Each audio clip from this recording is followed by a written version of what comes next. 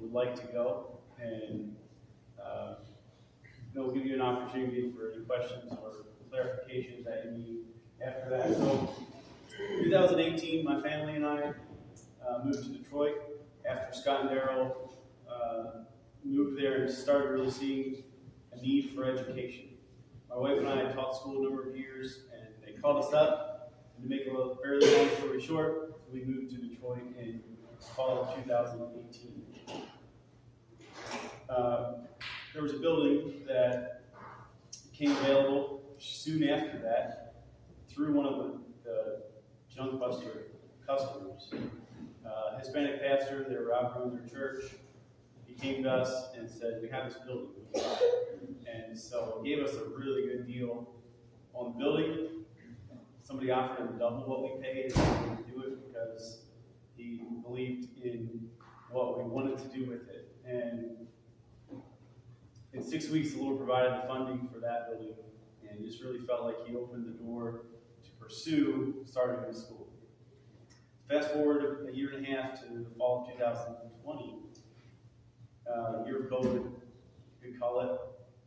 We opened the doors for the school, and the timing felt really not great at the time, just because of COVID.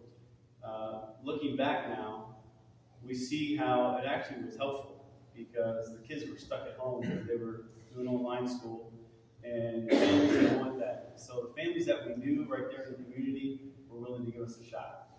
And so year number one, 2 weeks before school started, we had 4 teachers and 3 students signed up for school. And our target was 15 students that first year. We said, "Okay, Lord, we're not supposed to do this." 2 of those students were Scott scholars. And so with our goal being 15, we kept spreading the word, and we're in a heavily Hispanic area. And in that culture, they tend to not plan ahead very far. So first day of school, we had 12 students. And that just felt like a miracle. The Lord provided students. 2 weeks in, we had 3 more, and we got to our 15 number. And that first year, just finding our way was a bit of a stretch, especially with the COVID and all those details that we had to work through. But year number 2, then, we had almost double that. We had 27 students, I believe. And all of a sudden, the space that we had felt tight, year 2. And like, okay, Lord, what does this look like? And we started really sensing serious need for a school. Year 3, then, we had 32, somewhere around there, and duplex right next to the current building. We were able to remodel that and move a couple classrooms in there. And again, that first year, we filled those rooms up. And each year, we were adding a grade, and so we didn't add a lot of students in the older grades, but actually added students in the bottom, and all of a sudden, we needed another classroom.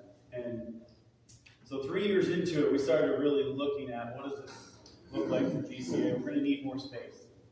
And I think then we were around the low 30s numbers with students. And one day, Scott and I had been, and different men in church, we were always looking at buildings, calling the realtor, and she'd check them out. And we came across this building. In November, it was 3 years ago, that we stumbled across this for the first time. So I called the realtor up, and she said, "Yes, for sale, it's pending sale." I said, "Okay, we'll find out what you can for us." And they, 3 months later, they had closing. They weren't open to showing it to us or having a lot of conversation around that. So again, I felt like the Lord shut the door on Larkin Street. And little did we know that 2 months later, Scott got a call from a man named Jose, who was another Junk Buster customer. And he was talking to Scott, and in their conversation, Scott realized that Jose had this big project that they had bought and were working on, which happened to be Larkin Street.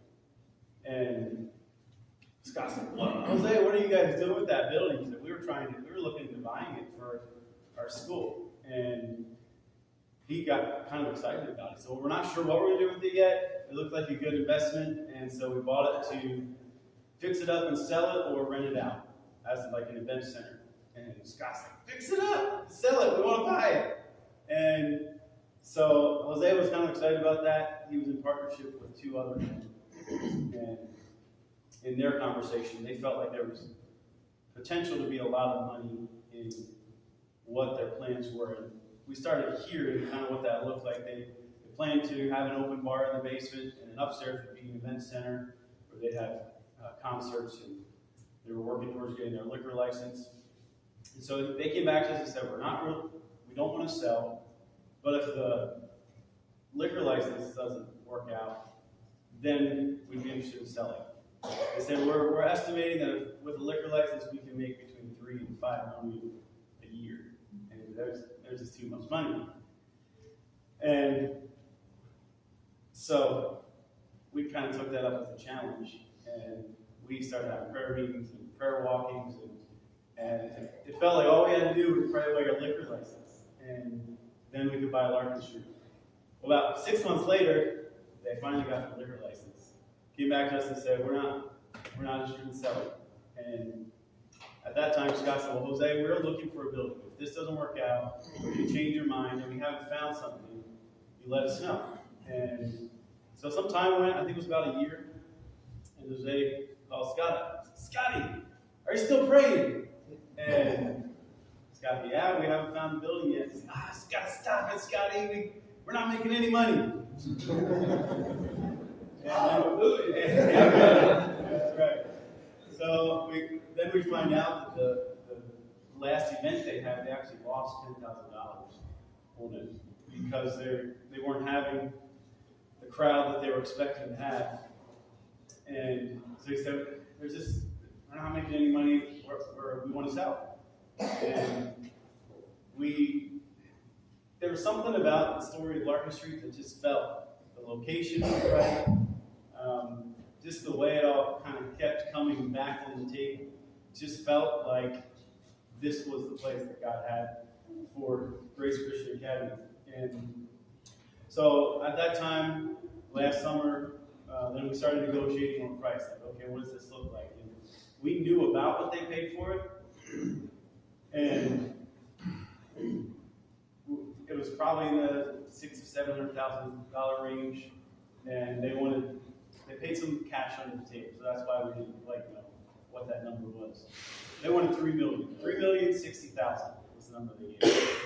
And likewise, is it worth anything close to that? If it's worth that, obviously we want to know that, and we're not trying to underpay. So we got an appraisal done on it, and came back for under $1 million. And so we weren't interested in $3 million, and they weren't interested in $1 million. So it went a number of months again until kind of it came back on the table. And they had told us they were going to sell it to anyone else. They're holding on to it for us, but we weren't willing to meet their asking price. And so they said they were going to put it on the market and sell it. They dropped the price down to, I believe, 2.5. They said they'd sell it to us for 2.2. And it just still felt like there was too great of a divide of what we were willing to pay and what it was worth. So at that time, we did get some contractors and a realtor to walk through the building just to get some feedback from knowledgeable people that are familiar with what stuff is going for.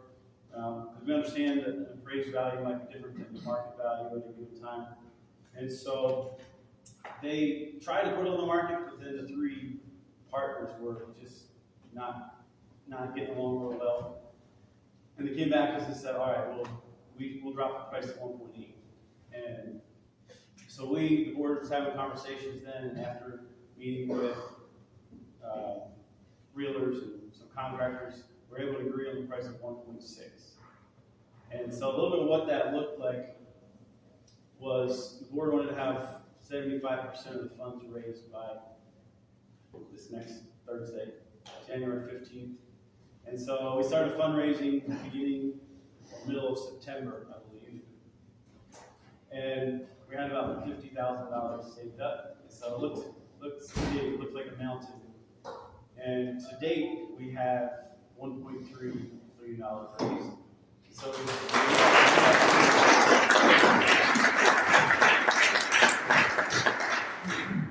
whoa, amen. So the board is willing to move ahead with the purchase, and so we're blown away and just so humbled at that number.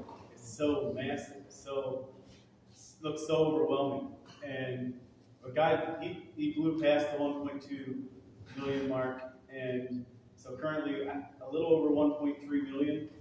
So still need just under 300,000 to get to purchase price, and then we're estimating in the ballpark of 400,000 to remodel and fix up what we need. The building's in great shape. They got it up to code.